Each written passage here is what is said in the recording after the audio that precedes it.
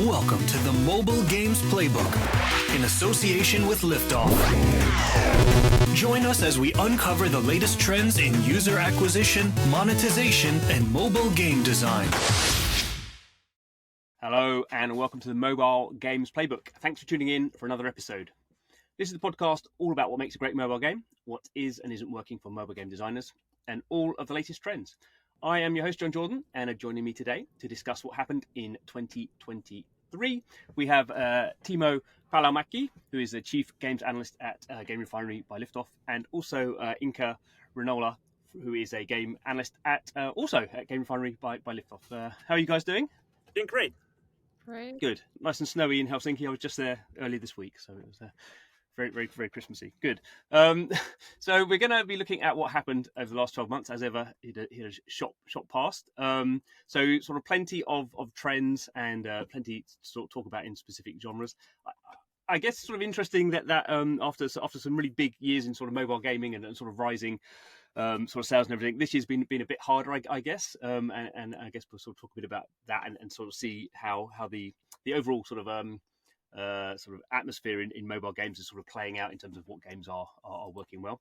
But I guess a big one that's been happening for a while, but is definitely sort of accelerating, is what's going on with hyper-casual games, which, you know, over the years have been a big sort of driver to the industry, certainly driver of downloads. Even now, you know, a lot of the downloads we see are hyper-casual. But Inka, you're going to kick us off with this one. So what's been going on with hyper-casual? What are we seeing in that sector? Yeah, we have definitely seen this shift to more like hybrid casual games rather than hyper casual games.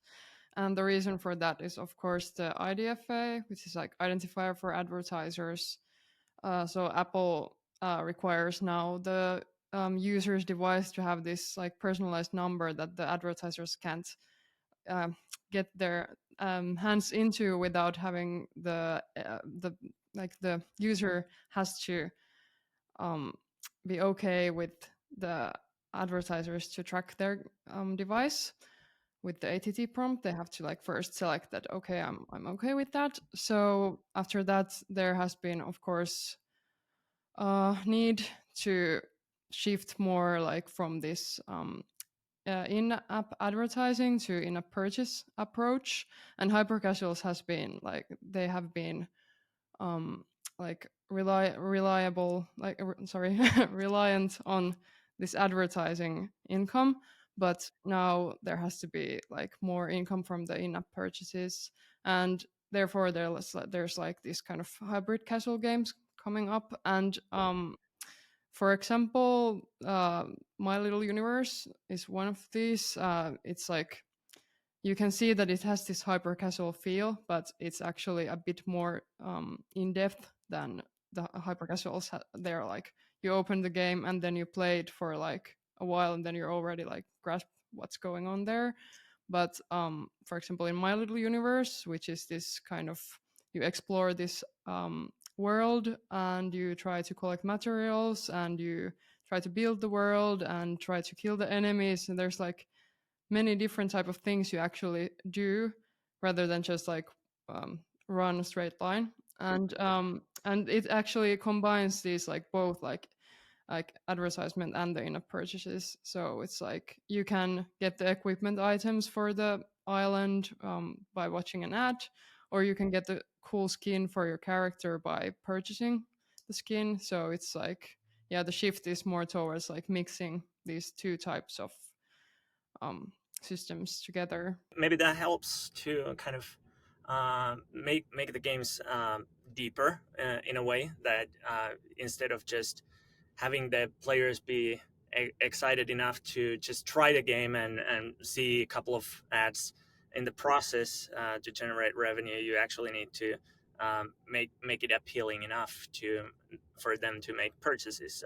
So maybe gameplay wise, this is good for these more simple games. Yeah, it's much more nicer to have a nice skin if it's like you use it more and it's more in depth. No, I think it is interesting that when hyper-casual sort of started, it was basically, yeah, just sort of incredible, just the amount of downloads. You know, suddenly it wasn't surprising for games to get, you know, billions of downloads. Even it was sort of, I guess, at that point, getting just more people to download more and more stuff was sort of the flywheel. That was what everyone was trying to do. But then you sort of get to this sort of situation where if you've got someone to download your game, then actually you want to keep them in that experience for longer, not just downloading sort of maybe another of your games or possibly someone else's games, because there's so many hyper casual sort of publishers now that you sort of, I guess, although you said the IDFA changes from Apple have sort of accelerated this trend, I guess it probably would be something that would happen anyway, because what tends to happen is new game genres come out, then they sort of get the experiences get deeper over time, because that's just what sort of game developers,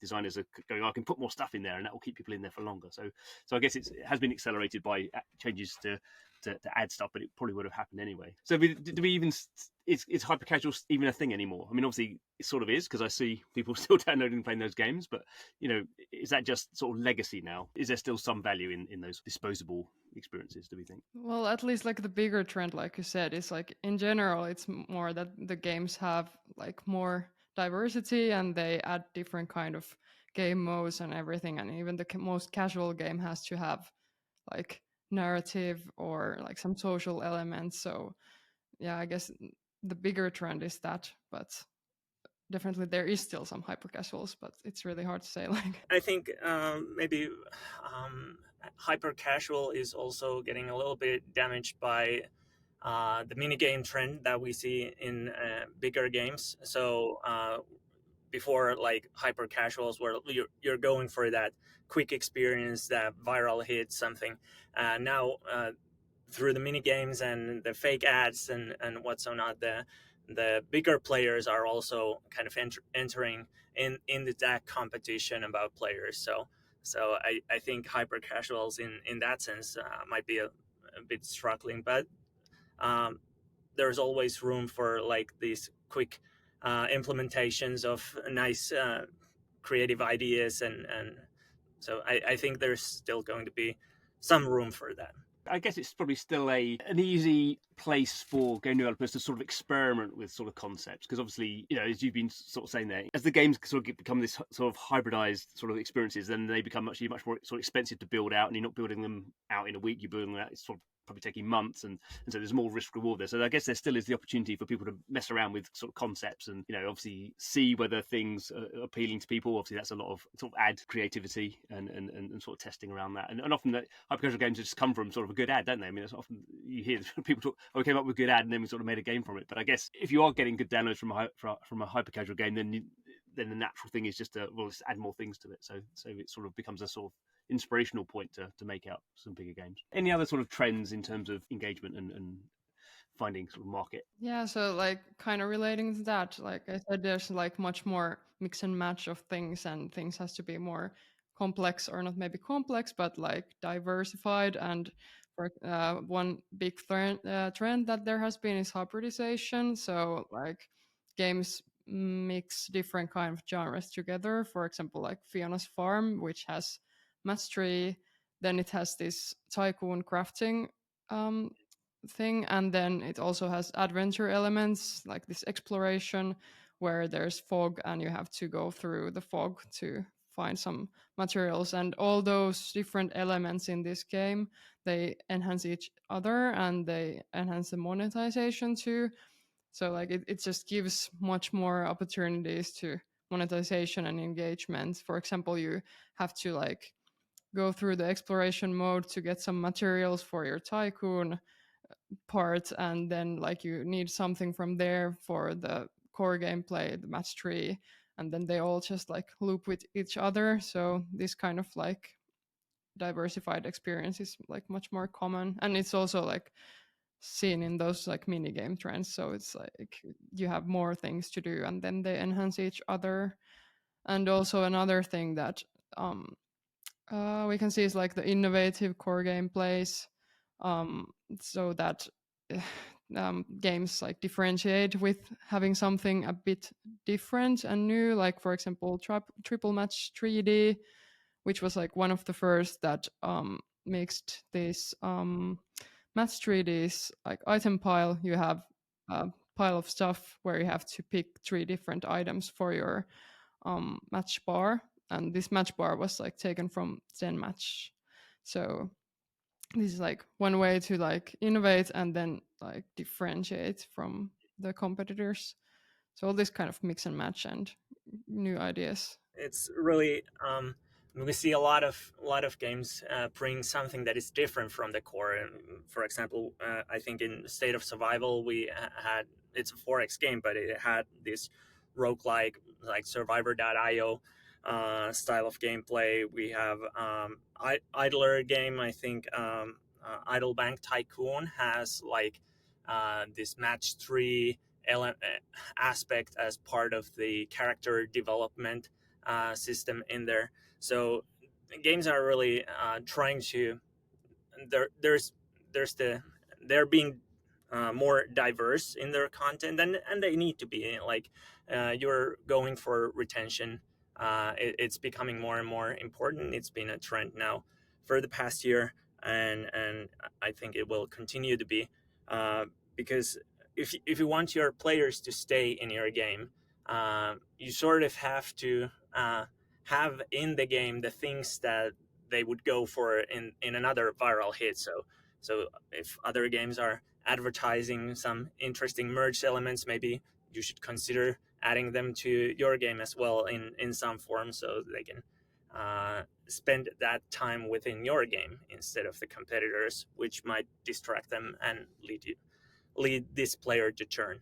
Yeah, the mobile game space has always been very focused on the sort of KPIs, particularly sort of retention and sort of day 1, day 30, all that sort of stuff. But I guess as we've seen over the sort of the last year, when the game companies have so little information now about their sort of users compared to what they had before, then that also reinforces the fact that once you've managed to get someone to download your game, then you really want to spend a lot more time keeping them in there, because it's not a simple case of just we just spend some more money and go and find out, go and find a whole bunch of other people. The whole sort of hybridization thing is sort of playing into general sort of market trend. One, it's sort of harder to find good players and retain them, and I think, I don't know so much as a trend, but something that sort of we've seen this year is that some sort of big companies have sort of said we're not really launching new games because it's so problematic for them to launch games at the scale that they could have done before just by spending money. So there's quite a lot of sort of structural changes happening in the mobile game space, and I guess one way of dealing with that is just once you have got someone, make sure you can keep them for as long as possible, and having different sort of modes in there is a way to do it. Although I guess it makes it harder, because if you have a whole bunch of subgenres, sort of choosing, there's probably hundreds of subgenres, which four do you want to put together? And obviously some wouldn't make any sense at all. How you do that as a game designer, I imagine it's probably quite challenging sort of thing. There are ways like you can alternate between different modes. So, like for example, Playrix in Fishdom that I have experience in, what they do is they have merge mode and exploration mode kind of alternating as a sort of big event going on in there. So there are ways, but I think something we have seen is also like when these developers launch new big games, they sort of have them packed of stuff at the launch, and then like the live ops side is forgotten. And if you're doing a game as a service, it needs to have the service.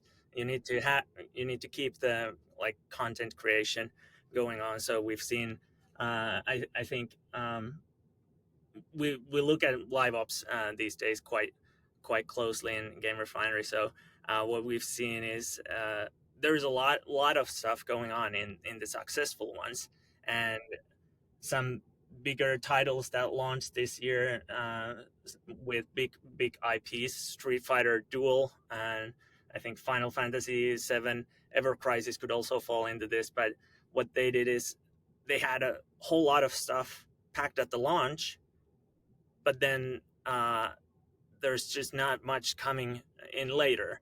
So there are these console IP games, when brought to mobile, they tend to kind of go the console-like approach there, and it's just not the way for mobile. So you need to really pay attention to how you keep the game running. Has sort of led the way. That's a bit sort of, on sort of MMORPGs have always had that, but the level of constant updates you need now in a big successful mobile game is staggering. And obviously at this stage, the live ops teams are as big as the original development teams, and that's a weird structure for a console company to have. And I guess we've seen even sort of some of the big ones sort of stepping back from that and saying, we're not, a year ago on the console side, saying they were going to do a lot of live ops. I think Sony are now maybe saying maybe not going to do so much, because you suddenly realise just the constant size of these teams that you need to be banging out. Maybe in casual you can do something more simple, but in mid-core it's all about core having lots of stuff to play. So there, it's really important. So I guess inherently what we've been talking about a little bit is more the Western markets, but always good to sort of dip into other markets. And Teemu, you're going to talk a bit about what's going on in Japan. One notable thing in there is the AR market, which here in the West, it's you think of location-based gaming and you're like, okay, it's just Pokemon Go and rest are going to fail. But in Japan, the numbers are really different. Like, you have a lot of different games and a lot of really successful ones. They're really high in ranking. So what we have here launched this year, we have the Monster Hunter Now, which also launched in the West.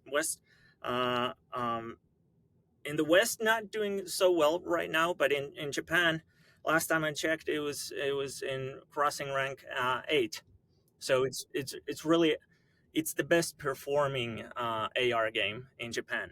And then followed after that, there's the Dragon Quest Walk. I think they've been running maybe 5 years or so now. And then there's Pokemon Go. But it doesn't stop there. There's a new game that launched around the same time as the Monster Hunter Now. There's a Nobunaga's Ambition brand game. And that's doing really well.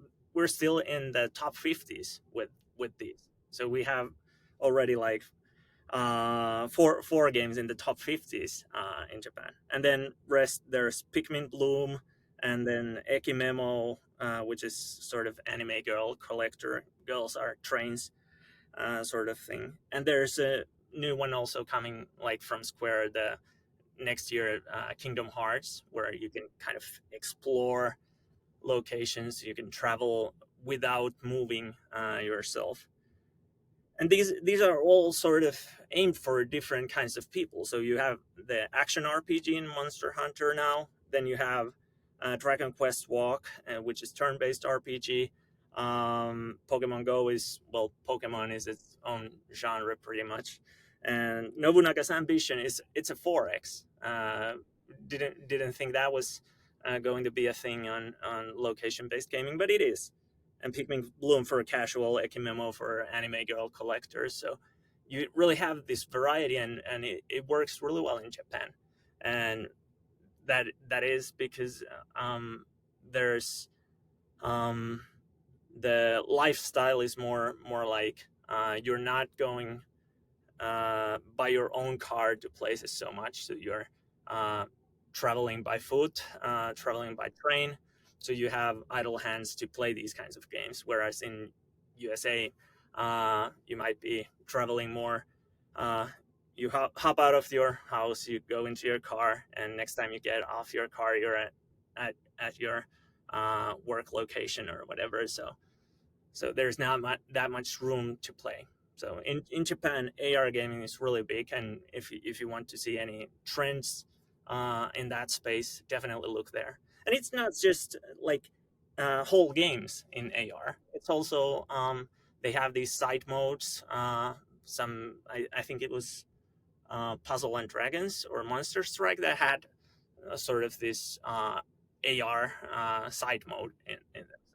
So that's something to consider when going for Japan. One of the reasons is all those sort of games, or most of them are sort of well-known game genres that have been going on for decades in Japan. So with any game that comes out from Dragon Quest or Monster Hunter, there's a fan base who are just like, right, yeah, that's cool. This is what I've been playing. Sort of check it out. Not to say that's going to make it succeed, but that's going to give it a good sort of starting point. Yeah, definitely. IP plays a big part here. Monster Hunter, Dragon Quest, Pokemon, Pikmin. Also, those have big fan following. So that also plays a big part. When it comes to the location-based side of things, that is a very difficult market from getting people to move around in general sort of point of view. So it may be interesting that the Japanese may make that market good where it wouldn't be elsewhere. I think we might be seeing some sort of innovation in that sense. I'm really interested in what the Kingdom Hearts Missing Link is going to be like, because they have closed beta going on. So some videos that I've seen, you can run on top of these buildings. It's sort of this like Google Maps style like area like you see in Pokemon Go, but the buildings have kind of tallness in them. You can run around, you can sort of control the character. I don't know if it's limited, if you can just from where I am in Finland play some location in Japan, but if you have some sort of freedom, so say you have like 20-kilometer radius around you that you can move freely around in, I think that would definitely help, especially up in the north where these kinds of games are really difficult to play during winter time. Especially in Finland, it's really cold.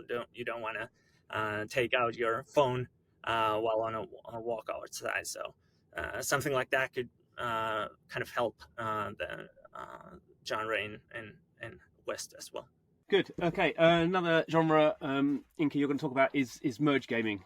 So again, that's sort of now a sort of big staple of the. I mean, it's not sort of. I guess it's sort of casual-ish, but it has some mid-core elements as well. So what's been going on with merge? Yeah, so I think merge is quite interesting because, of course, it's not like this year's thing, but I think that there has been some stuff happening there this year at least. And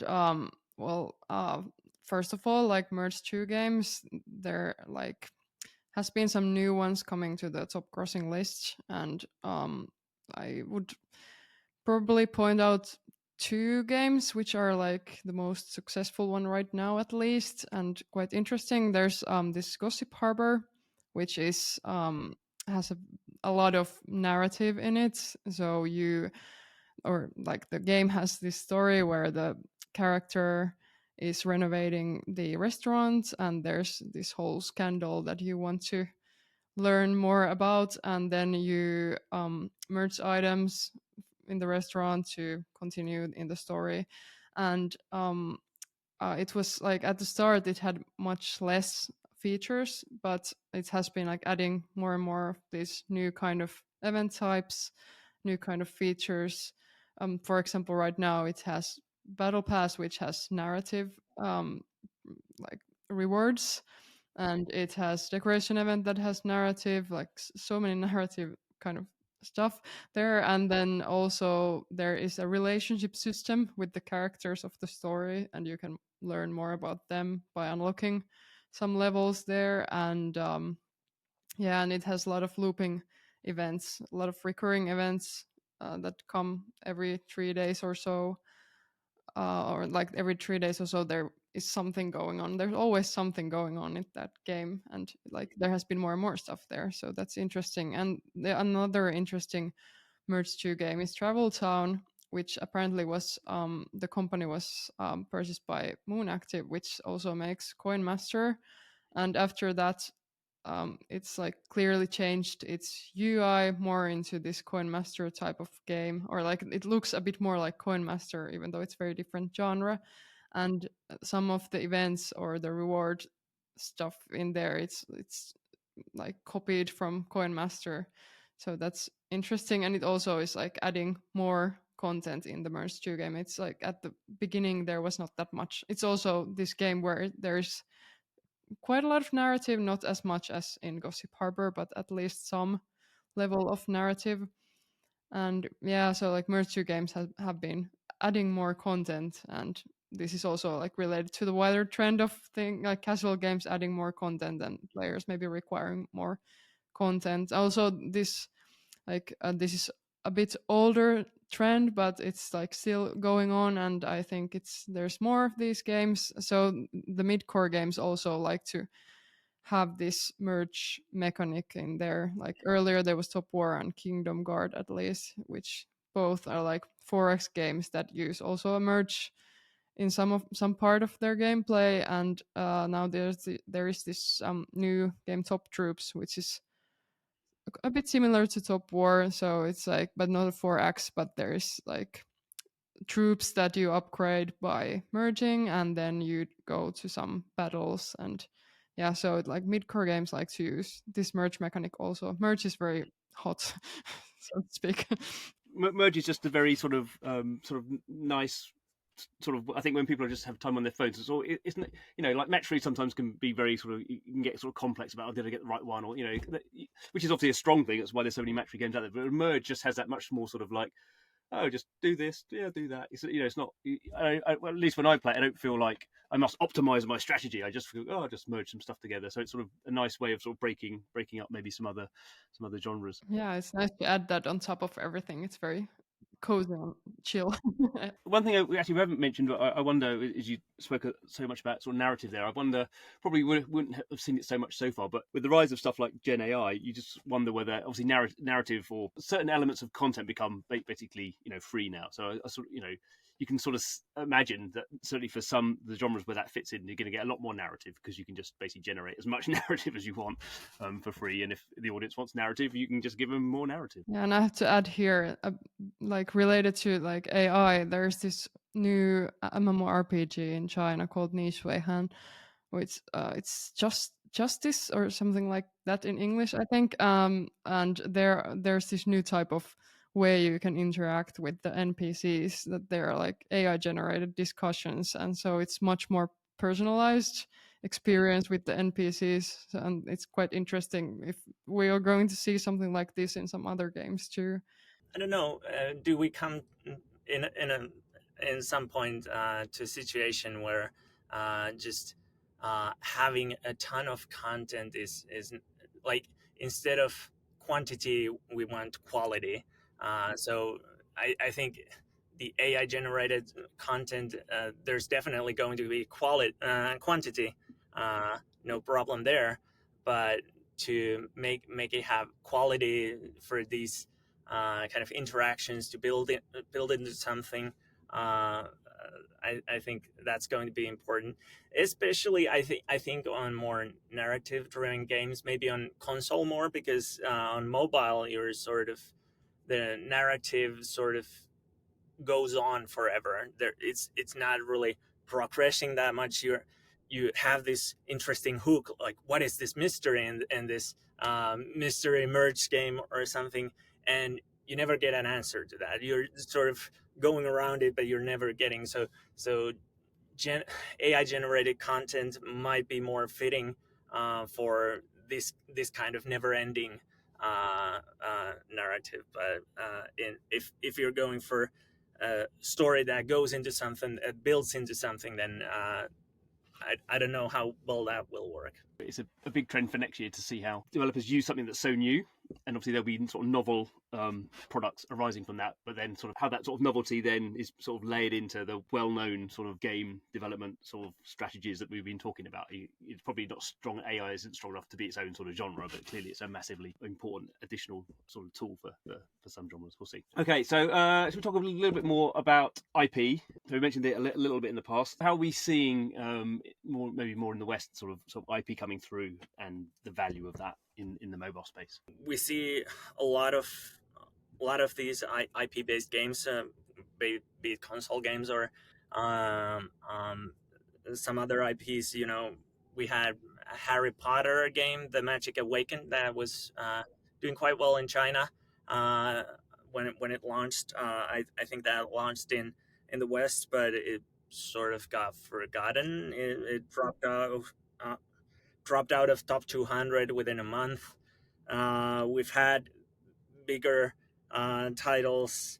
Monopoly Go, massive thing from 2023, launched in April, and then by July, it had become the top crossing one game in the US. So it's been dominating since then, and having tried it out, I can sort of see why. I think it's doing really well with getting new users. There's a lot of these invite your friends. It's sort of like the older Facebook games, where it's just invite friends. I think we haven't seen that too much in the games in recent years, but Monopoly Go does it really well, and it's a brand that is easy for people to hop into. And we've seen Warcraft Rumble launch it. I think it did quite well. But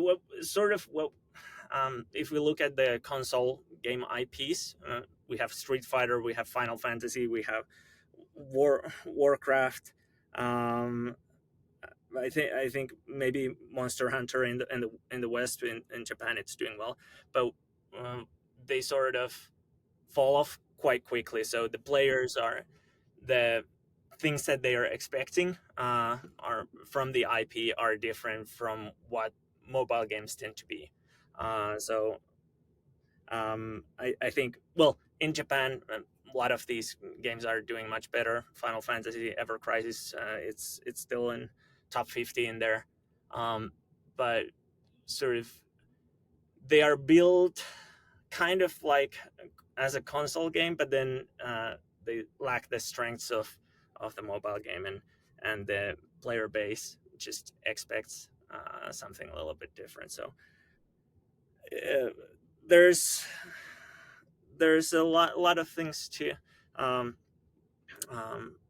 kind of work on if you want to make the IP work. When it's just have the game sort of fulfill the same core fantasy that the audience has with the original source material. If it's not there, like, I mean, the Harry Potter game, it's sort of card game. Is that something you remember from Harry Potter, or is it the one battles? I think Hogwarts Legacy did that well. That's why it got huge sales in part because of that. So if you're fulfilling the same core fantasy that the source material have, then you're more likely to succeed. That was interesting because it was in many ways it wasn't innovating really. There's been quite a lot of those. I think the first ones was it a Korean game, wasn't it? I think there's that sort of basic moving around a board and sort of then sort of attacking other people. I know I've played a few sort of mobile games that have that mechanic. I mean, Monopoly obviously has that sort of, you feel a bit more, it just seems a bit more familiar because you've got all the Monopoly type stuff in there, which sort of plays really well for a Western audience. And it was very, very polished as a title. You could just get that real feeling. But it was, I guess the other interesting thing there was with the publisher Scopely, who are pretty well funded, got bought out this year. So as well, it's sort of, there's lots of, there's no one sort of thing where you can point to, I think, with Monopoly Go and say that's the reason. But there's quite a lot of strong sort of factors that sort of stack up together to make it sort of really one of the standout games of the year. They do their UA really well, so they get a lot of players to download it, and then they get the casual audience. They have a lot of sort of low price point offers popping up. Like every time I open the Monopoly Go, before I get to play anything, I get at least 2 pop-up offers, like purchase this for €2 or something. And it's sort of, if you get these often enough, then you just might go for them. And it's, I think there is the audience for just sort of casino kind of gameplay where things are just happening. You're getting excited because you see flashy animations, and it sort of gives the rewarded feeling. And it's something easy to pick up. Just press a couple of times, things happen. You're doing things, and inviting your friends, having the social pressure there, I think that helps. So there's a lot of things that are really working well for them. And actually, as you sort of pointed out there, Inka, it did remind me actually a little bit of sort of Coin Master, and Coin Master really sort of popularized sort of the layout of how you have those games and sort of a lot of the social sort of attack sort of things. And it did feel very much to me, at least, like this is a sort of building on top of those now very well known sort of mechanics. And then maybe with you saying the Harbour Travel Town, that was the reason that they're making that game more like Coin Master is obviously they can then cross market to people who now really know how that UI sort of works, feels very familiar to them. Inka, any game that you particularly enjoyed this year that you'd like to highlight? I really like merge games. I think they're like chill and relaxing. So, and that narrative, like a lot of narrative is a nice thing to have. So I think Gossip Harbor is pretty good. Excellent. Well, thank you to Teemu and Inka for going back and looking at some of the sort of key trends of the year. I guess maybe would we see it as a sort of slightly quieter year, I guess, than maybe some other years for various reasons. I don't know. I don't want to downplay the year, but I think there's what's interesting is when we do this time sort of next year, I'm sure some of the sort of trends we've talked about, will have fed through to some more significant things sort of happening this year. I guess every year can't be a knock it out the park sort of year. You have to have some up and downs. So, but anyway, thank you to you guys for talking us through some of those trends. Thanks. Thank you. And thanks to you for watching, listening, however you are consuming the podcast.